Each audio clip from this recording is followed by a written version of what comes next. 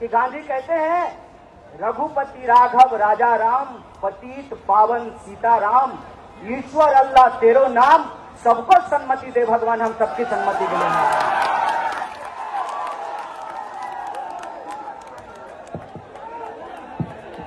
सबसे पहले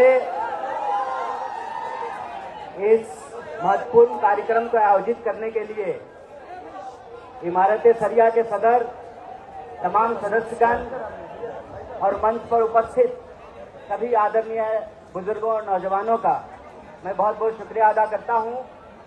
और मुझे मालूम है कि आप बहुत देर से बिहार के अलग अलग कोनों से, झारखंड, उड़ीसा और बंगाल के अलग अलग कोनों से यहां आए हैं, तो मैं आपका ज्यादा वक्त नहीं लूंगा। मुझे 3 मिनट बोलने के लिए कहा गया, मुझे सिर्फ 3 बात कहनी है आपसे। पहली बात तो ये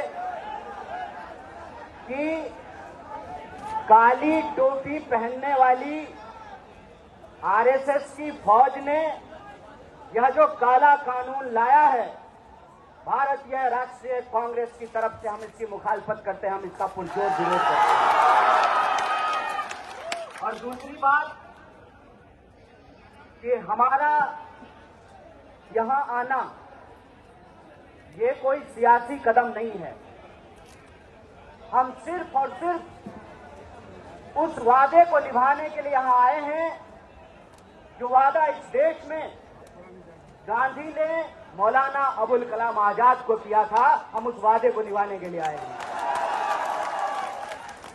और वो वादा ये है कि गांधी कहते हैं रघुपति राघव राजा राम, पतित पावन सीता राम, ईश्वर अल्लाह तेरो नाम, सबको सन्मति दे भगवान, हम सबकी सन्मति के लिए हैं। और हम आपसे माफी मांगते हैं कि इस देश में सेकुलरिज्म को बचा के रखने की जिम्मेवारी हमारे कंधों पर थी।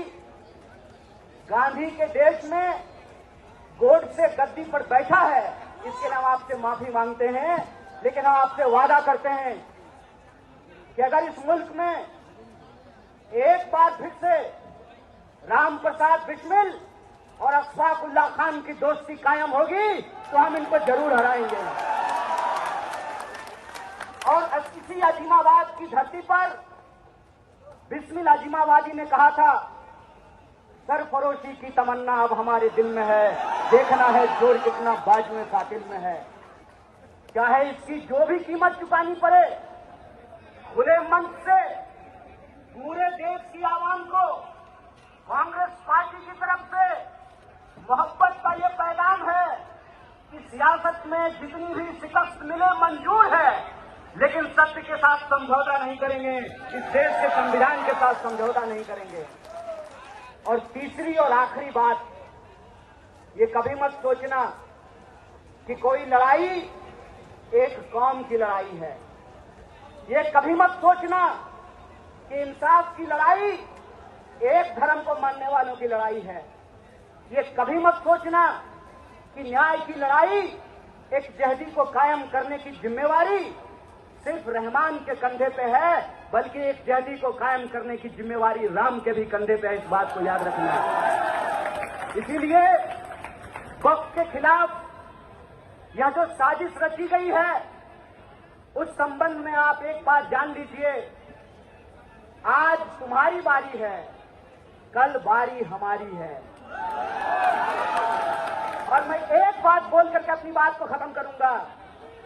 मैं आपको याद दिलाना चाहता हूं, जब 370 हटाया जा रहा था, तब हमारे व्हाट्सएप पे मैसेज आता था, शाबाश मोदी जी, अब तो हम डल लेक के सामने जमीन खरीदेंगे। मेरे टोले मोहल्ले के लोगों, बताओ कितनी जमीन तुमने डल लेक के सामने खरीदी है, बता दो जरा हमको। जब सीएनआरसी आया, तब फिर हमारे व्हाट्सएप ग्रुप पर मैसेज आया कि जो घुसपैठिए हैं उनको भगा करके उनका मकान और दुकान हमको दे दिया जाएगा। बता दो कितना मकान और दुकान तुमको मिला है। ये साजिश है, साजिश समझ लेना। ये वही साजिश है जो ये अंग्रेजों से सीखा है इन्होंने।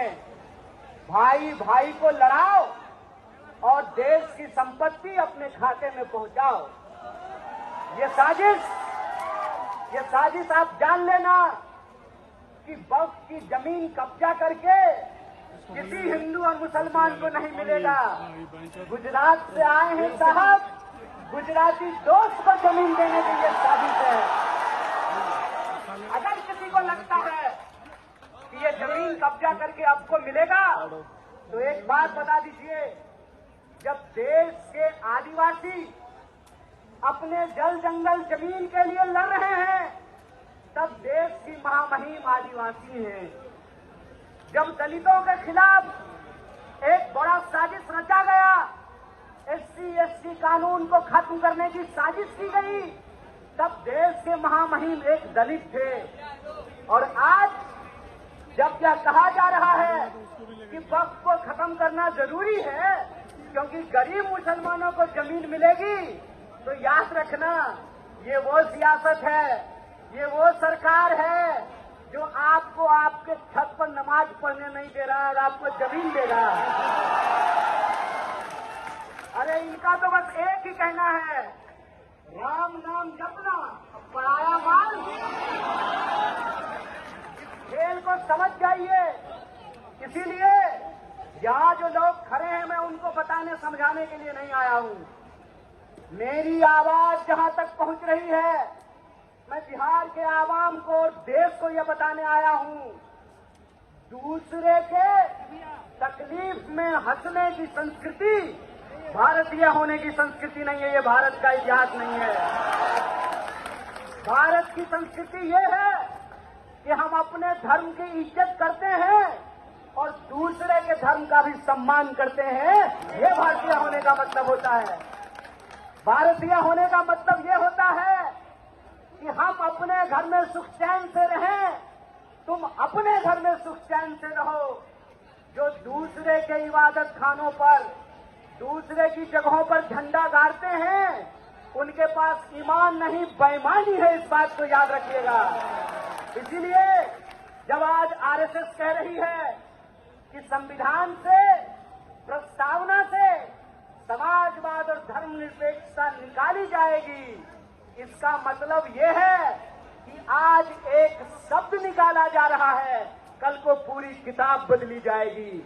इसीलिए है देश के नागरिकों, चाहे आप हिंदू हो या मुसलमान, चाहे आप दलित हो या ब्राह्मण, चाहे आप अगड़ा हो या पिछड़ा, चाहे आप टोपी लगाने वाले हो या तिलक लगाने वाले हो, याद रखना ये ऊंच नीच को मानने वाले लोग हैं, इनको आपने गद्दी पर बिठाया है, ये आपसे आपका समानता का अधिकार छीनेंगे, आदिवासियों से जल जंगल जमीन का अधिकार छीनेंगे, पिछड़ों से भागीदारी का अधिकार छीनेंगे और मुसलमानों को इस देश में नागरिक होने का अधिकार छीनेंगे। इसलिए लड़ाई एक कौम की लड़ाई नहीं है, पूरे हिंदुस्तान को बचाने की लड़ाई है और इस लड़ाई में हम सब एकजुट हैं। बोलिए एक है कि नहीं है? तो आप हमारे साथ एक नारे को बुलंद कीजिए, उसके बाद हम अपनी बात को खत्म करेंगे। इस काले कानून के खिलाफ हमारी एक जहदी प्रदर्शित होनी चाहिए। अशफाकुल्लाह खान और राम प्रसाद बिस्मिल की दोस्ती कायम होनी चाहिए। तो आप हमारे साथ आवाज को बुलंद कीजिए, आवाज दो, आवाज दो, लड़ेंगे। बहुत बहुत शुक्रिया, बहुत बहुत धन्यवाद।